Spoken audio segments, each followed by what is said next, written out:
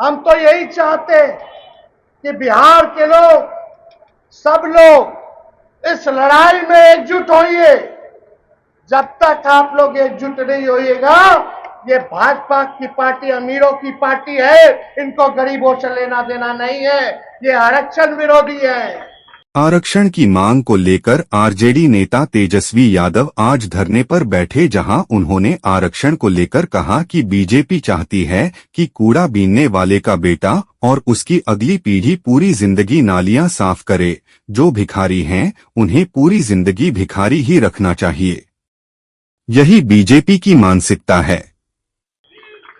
और भाजपा और आरएसएस का एकमात्र एजेंडा है कि संविधान को खत्म करो, संविधान को खत्म करो और नागपुरिया कानून को लागू करो। संविधान खत्म हो जाएगा तो आरक्षण खत्म हो जाएगा। सभी बड़े समाजवादी नेताओं ने समय समय पर जातियों की बात की। हमारे जो महापुरुष नेता थे उन सभी ने आरक्षण की बात की और उन वर्गों की बात की जो समाज के सबसे निचले पायदान पर हैं, चाहे वो दलित हों, आदिवासी हों या पिछड़े। आज भी आप देखेंगे कि उन पर समाज में भेदभाव होता है।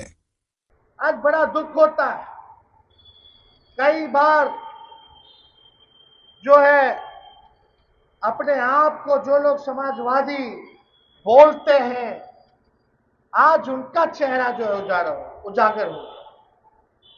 बड़ा दुख है, पीड़ा होती है। हम तो सम्मान देते हैं, चाचा बोलते हैं, लेकिन वो और उनकी पार्टी आज भी मुंह में दही जमा के बैठी, एक बार भी इनके लिए आवाज नहीं उठाए।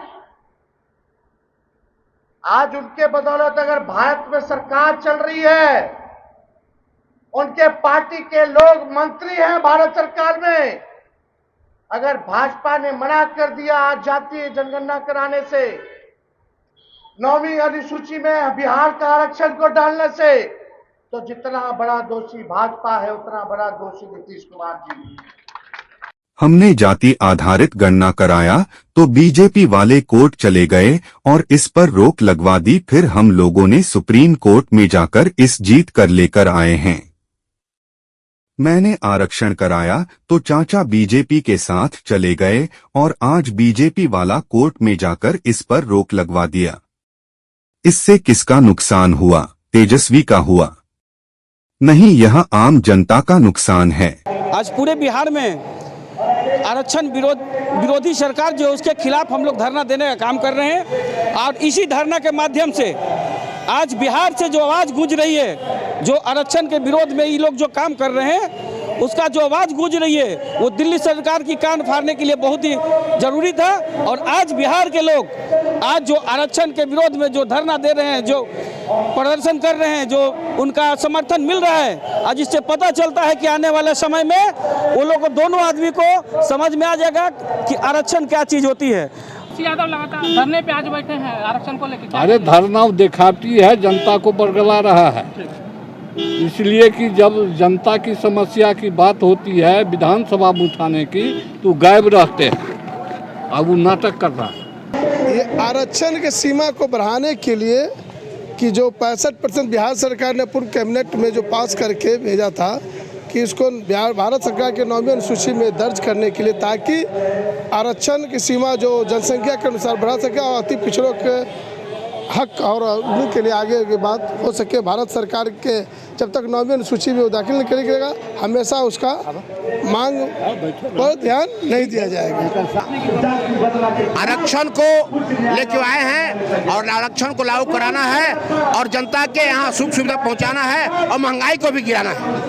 नाम बताइए अपना। नाम विनय बिहारी है मेरा। धन्यवाद। मिलते हैं ब्रेक के बाद। मेरा घर जहानाबाद। नाम विनय बिहारी है। अच्छा बात बोलने की बीमारी है और तेजस्वी जी को बनाने की मुख्यमंत्री की तैयारी है।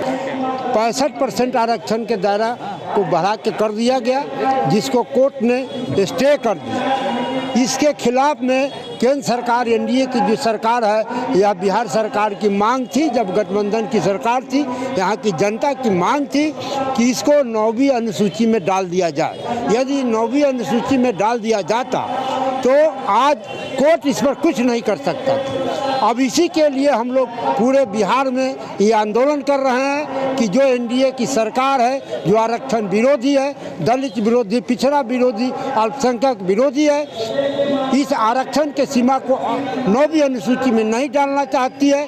इसके लिए हम लोग आंदोलन कर रहे हैं, संघर्ष कर रहे हैं कि इसको 9वीं अनुसूची में डाला जाए। आप देख रहे हैं वोकल फॉर लोकल, आपकी आवाज़ है हम।